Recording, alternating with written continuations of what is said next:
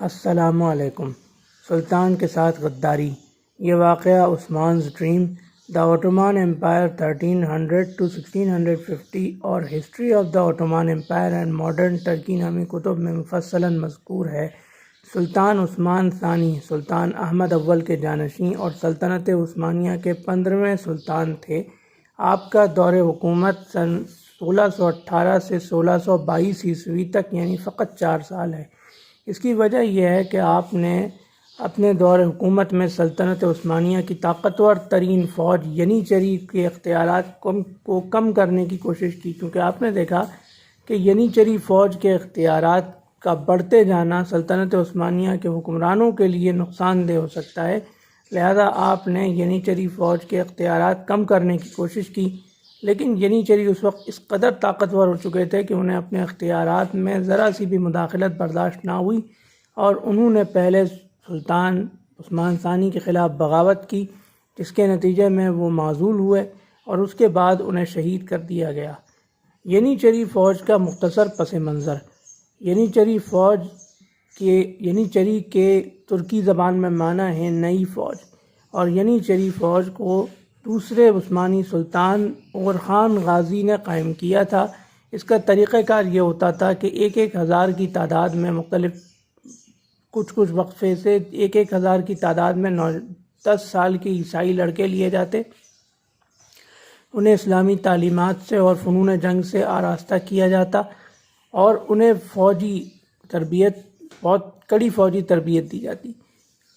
تو اس وجہ سے ابتدائی سلطنت عثمانیہ کے ابتدائی دور میں دیکھنے میں یہ آیا کہ یہ ینیچری اگرچہ تعداد میں بہت کم ہوتے تھے، لیکن بڑی فوجوں کو عبرتناک شکستیں دیا کرتے تھے۔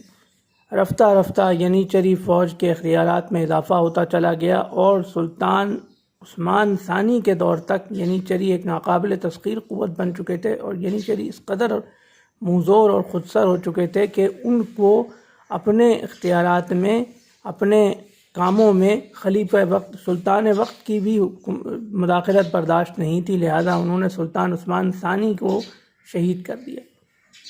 لیکن دلچسپ بات یہ ہے کہ یہ واقعہ نیا نہیں ہے، یہ طریقہ کار نیا نہیں ہے۔ سلطنت عثمانیہ سے پہلے خلافت عباسیہ میں خلیفہ معتصم باللہ نے اس خیال کے پیش نظر کہ ترک قوم یعنی وسط ایشیا کے قوم بہت جنگجو ہوتے ہیں، بہت طاقتور ہوتے ہیں، لہذا انہوں نے بڑی تعداد میں ترک نسل کے غلام وسط ایشیا کے کونے کونے سے منگوائے اور انہیں فوجی تربیت دے کر عراق میں آباد کیا۔ لیکن وہ چونکہ علم سے بیگانہ تھے اور وہ شہری تمدن سے ناآشنا تھے، لہذا بغداد کے لوگ ان سے پریشان رہتے تھے، لہذا ان کے لیے بغداد سے کچھ دور ایک شہر سرمن رعا کے نام سے بنایا گیا، جو بعد میں کثرت استعمال سے سامرا ہو گیا۔ لیکن ترکوں کی قوت پھر آہستہ آہستہ اتنی بڑھی کہ بعد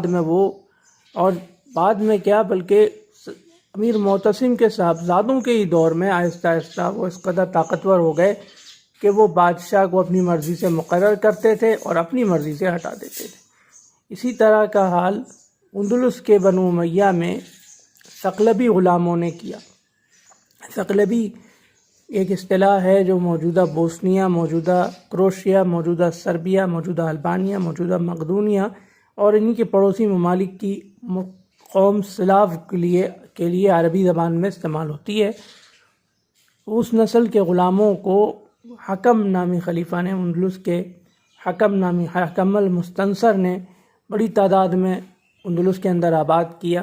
پھر آہستہ آہستہ یہ ثقلبی غلام اس قدر طاقتور ہو گئے کہ ان کی مرضی سے خلیفہ بنتا اور انہی کی مرضی سے خلیفہ ہٹایا جاتا یا قتل کیا جاتا۔ تو یہ تھا ینیچری فوج کے قیام اور اس کے مشابہ دوسری غلام فوجوں کے قیام، اور پھر ینیچری کے ہاتھوں خلیفہ اور سلطان عثمان ثانی کی شہادت اور معزولی کا ایک مختصر واقعہ۔ انشاءاللہ اگلی ویڈیو میں سلطان عثمان ثانی کے جانشین کے کسی مستند واقعے کے ساتھ حاضر خدمت ہوں گے۔ اللہ حافظ۔